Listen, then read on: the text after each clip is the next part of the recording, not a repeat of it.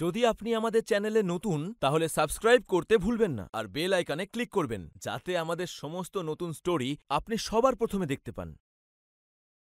অর্পিতা সঞ্জয়ের বিয়ে হয়েছে প্রায় ১২ বছর হয়ে গেছে। ওদের একটা ১০ বছরের ছেলে মোহিত আর ১২ বছরের একটা মেয়ে ছিল যার নাম ছিল চৈতালি। কিন্তু তবুও অর্পিতার একটা বড় মেয়ে প্রয়োজন ছিল। সেই জন্য ওরা দুজন একটা মেয়েকে অ্যাডপ্ট করার চিন্তা ভাবনা করল। ওরা অনাথ আশ্রম গিয়ে পৌঁছল। সেখানে ওয়ার্ডেন ওদেরকে একটা মেয়ের সাথে আলাপ করালো যার বয়স ছিল ১৪ বছর। তোমার নাম কি বাবা? পল্লবী। আরে তুমি এভাবে মজা করছো কেন? ক্ষমা করবেন, ওর নাম পিঙ্কি। ওহো, তাহলে আমাদের মেয়ের মজা করতে খুব ভালো লাগে নাকি? অর্পিতার সঞ্জয় খানিকক্ষণ ওর সাথে কথা বলল। ওর বুদ্ধিমত্তা দ্বারা বলা কথা শুনে ওদের দুজনের ওকে পছন্দ হয়ে গেল আর ওরা ওকে অ্যাডপ্ট করে নিল। পেপারস ওয়ার্ক শেষ হওয়ার পর ওরা দুজন ওকে সঙ্গে করে নিয়ে বাড়ির উদ্দেশ্যে বেরিয়ে পড়ল। আজ প্রথমবার পিঙ্কি তার নতুন বাবা মায়ের সাথে নতুন বাড়িতে এসে পৌঁছল। পিঙ্কি যেই গাড়ি থেকে ওর বাবা মায়ের সাথে বেরোলো, সাথে সাথে অনেকগুলো কাক কা কা করতে করতে ওদের তিনজনের মাথার উপরে ঘুরতে শুরু করলো। এই এতগুলো কাক কোথা থেকে এলো এখন? সন্ধেবেলা কাকেদের এই কা কা শব্দ ভীষণই ভয়ঙ্কর লাগছিল। এবার পিঙ্কি ওই কাকগুলোর দিকে তাকাতে শুরু করলো আর পিঙ্কি রেগে যেতে শুরু করলো। ওর চোখ দুটো লাল হয়ে জলজল করতে শুরু করলো আর যে কাকটার দিকে ও তাকাচ্ছিল সেই কাকটা বোমের মতো ফেটে গেল। ওই কাকটার মাংসের টুকরোগুলো আর রক্ত মাটির উপরে ছড়িয়ে পড়ল। তারপর বাকি কাকগুলো ওখান থেকে দ্রুত বেগে চলে গেল। মা, এইটাই কি আমাদের বাড়ি? হ্যাঁ বাবা, আজ থেকে এটাই তোমার বাড়ি। চলো ভেতরে যাওয়া যাক। ওরা তিনজনে ভিতরে প্রবেশ করলো। চৈতালি আর মোহিত দুজনেই অবাক চোখে পিঙ্কিকে দেখতে থাকলো। শোনো, ও হলো তোমাদের বড় দিদি পিঙ্কি, আর আজ থেকে ও এখানেই থাকবে আমাদের সাথে। আরে বাহ, তার মানে ও আমাদের দিদি? এটা বলে চৈতালি পিঙ্কির কাছে এগিয়ে এলো আর ওর হাত ধরে বলল, এসো দিদি, আমি তোমাকে আমাদের রুমটা দেখাই।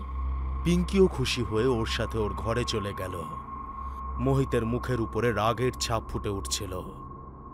আমার সৎ দিদির প্রয়োজন নেই, তাও আমার থেকে বড়। এটা বলে মোহিত চুপচাপ নিজের ঘরে চলে গেল। তারপর সঞ্জয় আর ওর পিতা একে অপরের দিকে তাকিয়ে থাকলো। দিদি, এটা আমার ঘর, যেখানে তুমিও আজ থেকে থাকবে। তুমি আমার সাথে এখানে থাকবে তো? এটা শুনে পিঙ্কি ওর গালে হাত দিয়ে এটা বলল, আমার ছোট্ট মিষ্টি বোন তুমি, আমি কেন থাকবো না তোমার সাথে? এটা বলে ও চৈতালিকে জড়িয়ে ধরল আর বাইরে দাঁড়িয়ে থাকা ওর পিতা সঞ্জয় এটা দেখে ভীষণ খুশি হলো। থ্যাংক ইউ সঞ্জয়, এখন আমার পরিবারটা কমপ্লিট লাগছে আমার। সঞ্জয় ভালোবেসে ওর পিতার দিকে তাকালো আর তারপর ওরা দুজন নিজেদের ঘরে চলে গেল। পিঙ্কি চৈতালির সাথে ওর ঘরেই শুয়ে পড়ল। কিছুক্ষণ পরে জানলার সামনে একটা বিড়াল এলো। ওরা দুজন উঠে পড়ল আর দেখলো যে জানলার সামনে একটা বিড়াল বারবার পিঙ্কিকে ম্যাও ম্যাও করে ডাকছে। চলে যাও এখান থেকে, আমাদের ঘুমানোর সময় এইটা। এটা শুনে বিড়ালটা আরো জোরে জোরে চেঁচাতে শুরু করলো আর চৈতালি ওকে বলল, আরে পুসিকাট, তুমি এইখানে? চৈতালি বেড থেকে উঠে বসলো আর বিড়ালটাকে কোলে করে বিছানাতে নিয়ে এলো। বিড়ালটা এখনো পিঙ্কির দিকেই তাকিয়েছিল। চৈতালি হাসি মুখে পিঙ্কিকে বলল, দিদি, ও আমার মিষ্টি বন্ধু পুসিক্যাট, তোমার পছন্দ হয়েছে তো ওকে? এটা শুনে পিঙ্কি ওই বিড়ালটার দিকে অদ্ভুতভাবে তাকালো আর বলল, এসব বেড়াল আর কুকুর বাচ্চাদেরই ভালো লাগে, আমার একদম ভালো লাগে না। ওকে চুপ করাও আর এখান থেকে বের করে দাও, আমি একটু ঘুমাতে চাই। এটা বলে পিঙ্কি শুয়ে পড়ল আর চোখ বন্ধ করে ঘুমিয়ে পড়ল। পুসিক্যাট, তুমি দিদিকে রাগিয়ে দিলে তো? তুমি তো এরকম কারোর সাথে করো না, তাহলে আজকে কেন করলে? এটা বলে চৈতালি বিড়ালটাকে নিজের কাছেই শুইয়ে দিল আর ওকে এক হাত দিয়ে আদর করতে করতে চোখ বন্ধ করে নিল। কিছুক্ষণ পরে চৈতালির ঘুম পেয়ে গেল, কিন্তু বিড়ালটা আবার ম্যাও ম্যাও করতে শুরু করলো। ওর আওয়াজ শুনে পিঙ্কির আবার ঘুম ভেঙে গেল। ও আস্তে করে বিড়ালটার পা ধরে চৈতালির থেকে আলাদা করে দিল। বিড়ালটা জোরে জোরে ওকে নখ দিয়ে খামচাচ্ছিল, কিন্তু ওর নখের আঁচড়ের পিঙ্কির উপরে কোনো প্রভাব পড়ছিল না।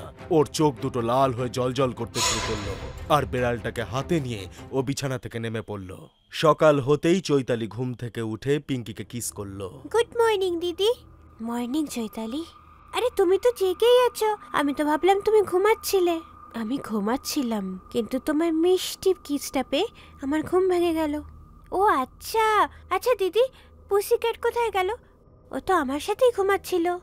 এই কথাটা শুনে পিঙ্কি কোনো উত্তর দিল না আর রহস্যময়ভাবে হাসতে শুরু করলো। তখনই চৈতালি দেখল ওর আলমারির ভিতর থেকে রক্ত বেরিয়ে আসছে। আরে ওখান থেকে এভাবে রক্ত পড়ছে কেন? চৈতালি উঠে পড়ল আর ও আলমারিটাকে খুলে দিল। তার ভিতরে দেখলো পুসিক্যাটের বডিটা পড়ে রয়েছে। এটা দেখে ও ভয় পেয়ে গেল। পুসিক্যাট! ওর চিৎকার শুনে বাড়ির বাকি মেম্বাররাও সেখানে উপস্থিত হলো। সবাই দেখল যে পুসিক্যাটের চোখ বাইরে ঠিকরে বেরিয়ে এসছে আর দুটো পাও শরীরের থেকে আলাদা। অর্পিতা চৈতালিকে বুকে জড়িয়ে ধরল, কারণ ও ভীষণ ভয় পেয়ে গেছিল। কিন্তু পাশে দাঁড়িয়ে থাকা পিঙ্কির মুখে কোনো ভয়ের ছাপ দেখা গেল না, যেন 14 বছরের কোনো বাচ্চা না হয়ে অনেক বড়সড় কোনো মেয়ে। সন্ধ্যাবেলা যখন এরিয়ার সবাই গার্ডেনে ঘুরে বেড়াচ্ছিল আর বসার জন্য আসছিল, তখন অর্পিতা আর সঞ্জয়ও ওদের মেয়েদেরকে নিয়ে পার্কে চলে গেল। অর্পিতা আর সঞ্জয় টেবিলে বসে চা খাচ্ছিল। চৈতালি দোলনায় দুলছিল আর পিঙ্কি ওকে পেছন থেকে ধাক্কা দিচ্ছিল। বা দিদি, খুব মজা হচ্ছে, আরো জোরে ধাক্কা মারো না, আরো জোরে। এটা শুনে পিঙ্কি ওর সব শক্তি দিয়ে ওকে জোরে জোরে দোল দিতে শুরু করলো। অর্পিতা আর সঞ্জয় দুজনেই এটা দেখে খুব অবাক হয়ে গেল যে এত ছোট একটা বাচ্চা এত জোরে জোরে কি করে দোলনা দোলাতে পারে, যেন ওর শরীরে কোনো 25 বছর বয়সী মহিলার শক্তি চলে এসেছে। তখনই ওদের সামনের বাড়িতে থাকা রোহন গার্ডেনে এলো। ওর বয়স 22 বছর। দোলনায় দোল দিতে দিতে পিঙ্কি ওর দিকে এমনভাবে তাকিয়েছিল যেন ওই ছেলেটা পিঙ্কিরই সমবয়সী। রোহনও ওকে দেখতে থাকলো। ও খেয়াল করলো যে পিঙ্কির তাকিয়ে থাকাটা ভীষণই অদ্ভুত রকমের। রাত হওয়ার আগে সবাই যে যার বাড়িতে ফিরে এলো। রাত তখন 8টা বাজে। যখন রোহন নিজের ঘরে একা ছিল, তখন পিঙ্কি হঠাৎ করে ওর ঘরের ভিতরে ঢুকে পড়ল। তুমি সঞ্জয়ের অ্যাডপ্ট করা মেয়ে পিঙ্কি, তাই না? তুমি হঠাৎ করে এখানে চলে এলে কি করে আমার ঘরে? পিঙ্কি ভীষণ শর্ট ড্রেস পরেছিল আর ও মেকআপটাও ঠিক বড় কোনো মেয়েদের মতনই করেছিল। আমার নাম পিঙ্কি নয়, পল্লবী, আর আমি তোমার সাথে কিছু কথা বলতে চাই। হ্যাঁ বলো, কি ব্যাপার? এটা শুনে পিঙ্কি ওর কাছে গেল আর ওর হাত ধরে বলল, আই লাভ ইউ। এটা কি ধরনের অসভ্যতা? তুমি পার্কেও আমাকে অদ্ভুতভাবে তাকাচ্ছিলে, আর এখন এখানেও? রোহন ওর হাত থেকে হাতটা সরিয়ে নিল আর ওর থেকে দূরে সরে গেল। পিঙ্কিকে ভীষণই সুন্দর দেখাচ্ছিল, কিন্তু ও এখনো বাচ্চা ছিল, তাই রোহনের ওর কাছে যাওয়াটা ভালো লাগলো না। তুমি এক্ষুনি কি নিজের বাড়ি ফিরে যাবে, নাকি তোমার বাবা মাকে গিয়ে আমি অভিযোগ করব? এটা শুনে পিঙ্কির চোখ থেকে জল বেরিয়ে এলো। ও রোহনের বাড়ি থেকে বেরিয়ে গেল। পরের দিন সন্ধ্যাবেলা রোহন গার্ডেনে ঘুরতেও গেল না। পিঙ্কির ভীষণই খারাপ লাগলো সেটা। রাত তখন প্রায় 12টা বাজে। যখন রোহন নিজের ঘরে শুয়েছিল, তখন হঠাৎ করে ওর জানলার কাঁচটা ভেঙে গেল। আরে কে? রোহন উঠে পড়ল। ও দেখলো যে মাটিতে একটা পাথর পড়ে রয়েছে আর তার সাথে একটা কাগজ জড়ানো রয়েছে। এই পাথরটা লাগার ফলেই ওর জানলার কাঁচ ভেঙেছে। রোহন ওই কাগজটা খুলল আর পড়তে শুরু করলো। রোহন, তুমি আমাকে একটা সুযোগ দাও, আমি তোমার সঙ্গে কথা বলতে চাই। তুমি এক্ষুনি তোমার বাড়ির পিছনে থাকা গার্ডেনে চলে এসো আর এই লেটারটাকে সঙ্গে করেই নিয়ে এসো। নিশ্চয়ই এটা ওই পিঙ্কিই লিখেছে। আজ ওকে ভালো করে বুঝিয়েই ছাড়বো আমি। এটা বলে ও ওই লেটারটাকে নিজের পকেটে রেখে দিল আর নিজের ঘরের পিছনে গিয়ে পৌঁছালো আর দেখতে পেল যে পিঙ্কি সেজে গুজে ওখানে দাঁড়িয়ে আছে। আমি কি ভালো নই?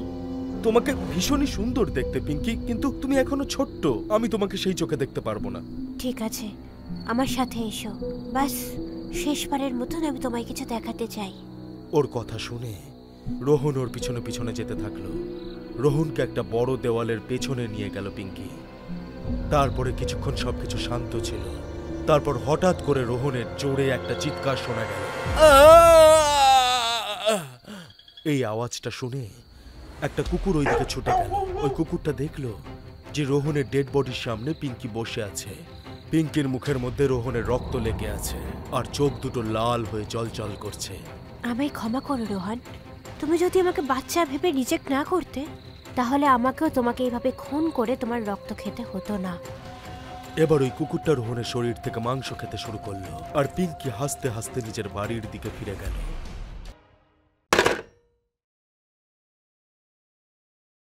যদি আপনি আমাদের চ্যানেলে নতুন তাহলে সাবস্ক্রাইব করতে ভুলবেন না আর বেল আইকনে ক্লিক করবেন যাতে আমাদের সমস্ত নতুন স্টোরি আপনি সবার প্রথমে দেখতে পান।